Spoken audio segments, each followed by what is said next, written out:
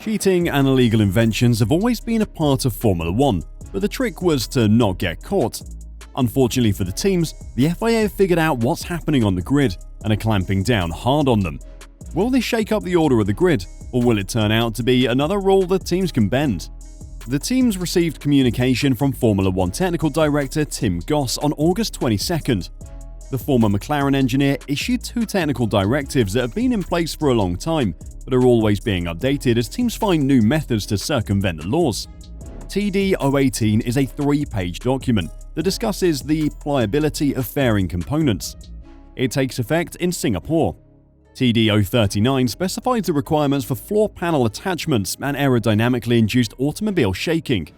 The modified 7-page interpretation of TD 039 was generally effective as of the date of delivery. Only after the race in Singapore will the stricter requirements become effective. We'll get into this later. First, let's look at what's going to happen in Singapore. So in Singapore, Formula 1 will crack down on flexi-wings, with the FIA accusing teams of hiding trickery behind rubber coverings to avoid load-bearing tests. The laws of Formula 1 specifically prohibit flexible bodywork, as stated in Article 3.2.2 of the technical laws. All aerodynamic components or bodywork influencing the car's aerodynamic performance must be rigidly secured and immobile. This season, though, the FIA has questioned if certain unnamed teams are using deception to avoid motorsport's governing body's testing. FIA single-seater director Nicholas Tombazis explained their stance by mentioning levers that allow deflection and trickery disguised behind rubber covers.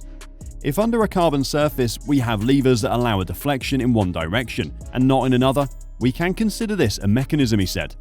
Another thing we've said in the past is that it's not acceptable when a component has relative motion against an adjacent element, sliding in a different direction from it. What happened recently? Some teams have components adjacent to each other that have a fairly high movement but do not slide in tandem because these areas are covered with rubber material. We do not consider this acceptable, and for this reason, we've made a clarification. He went on to explain that in Formula 1, weights are applied to the wings and a certain deflection is allowed to test the flexibility criterion.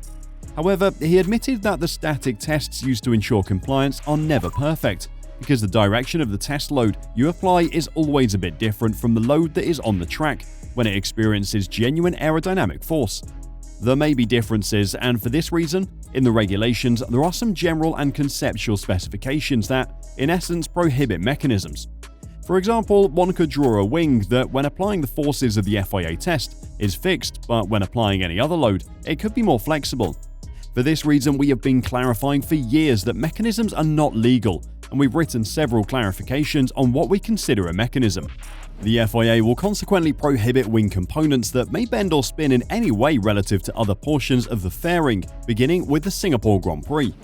Elastic fillers or carbon constructions that twist at joints, as well as soft materials at the wing's margins, are prohibited.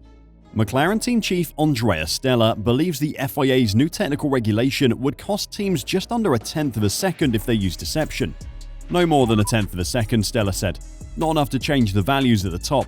But, he continued, in the group behind Red Bull, it could have an impact that we are many teams enclosed in a couple attempts. We'll see in Marina Bay. So what about TD 039?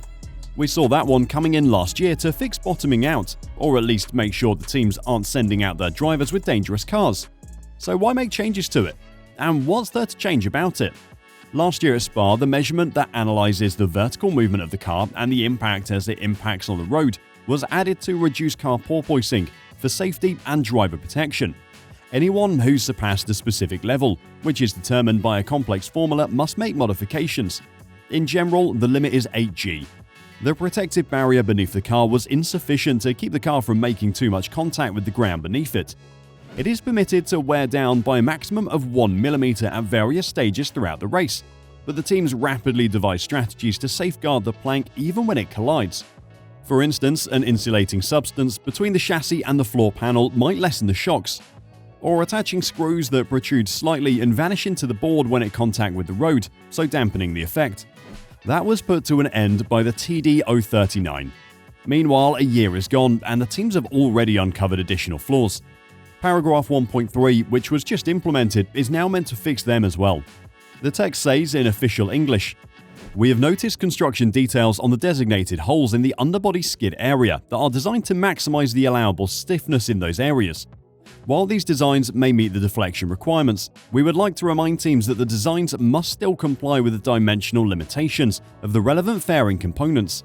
These state that there must be a continuous surface on the reference plane. Designs must not use breaks in this surface to allow for differences in vertical stiffness at these breaks. Gaps, cuts, or butt joints in the relevant part of the reference plane, systematic damage, cracks, or fractures on the surface of the reference plane near the holes provided for the skids, highly yielding materials on the plank or folded surfaces, and joints are all prohibited in the future, according to the FIA. The new and changed technical directives warned teams not to push it too far.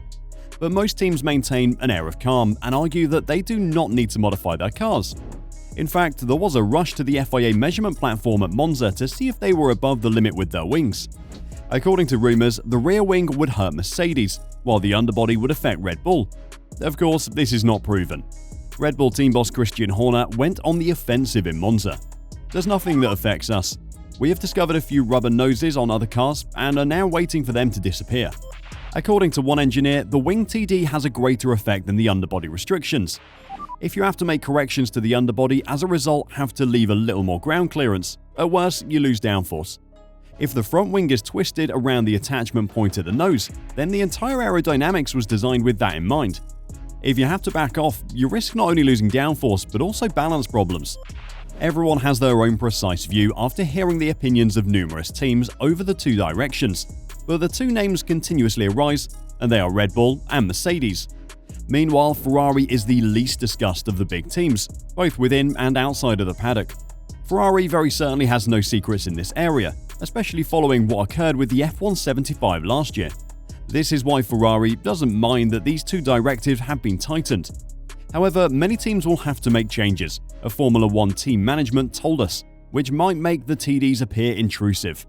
So, who can we expect to try and beat Red Bull in Singapore? Teams who are braced for suffering at the high-speed Monza track are likely to have considerably better success at the Marina Bay circuit. Some of the teams who have admitted to having aerodynamic drag difficulties will not have the similar top speed losses experienced in Monza. McLaren, Aston Martin, and Alpine all experienced performance drops at Monza, owing to a lack of aerodynamic efficiency. Therefore, these significantly lower average speeds at Singapore will enable them to push further up the field. For some time, Fernando Alonso and Aston Martin have been eyeing the Singapore GP as a potential victory location. Mercedes has publicly stated that its significantly modified car likes higher downforce courses, as seen by Lewis Hamilton's pole position at the Hungarian GP. However, because of the reconfigured Singapore track, average speeds will be higher than usual, which may imply that any drag-related concerns would be more visible than in prior seasons. While Red Bull has been the undisputed class of the field in 2023, teams have been able to outperform them in qualifying trim on occasion. Despite this, it's difficult to look past Red Bull for the race, even if they don't get the first row. If they can avoid difficulties on the first lap, their tyre efficiency will likely triumph once more, aided by an increase in DRS zone length. After putting everything at Red Bull on their own ground, Ferrari may find themselves focusing more on Mercedes, Aston Martin, and McLaren in Singapore, who might all leap forward and reclaim podium positions. The team's uneven results and setup concerns are tough to gauge, but tyre overheating issues, like as those mentioned by Max Verstappen at Monza, might make the race difficult for them. Who are you expecting to improve at the Singapore Grand Prix? And do you think the technical directive will make any differences at all? Let us know your thoughts in the comments down below. We can't wait to see what happens this weekend.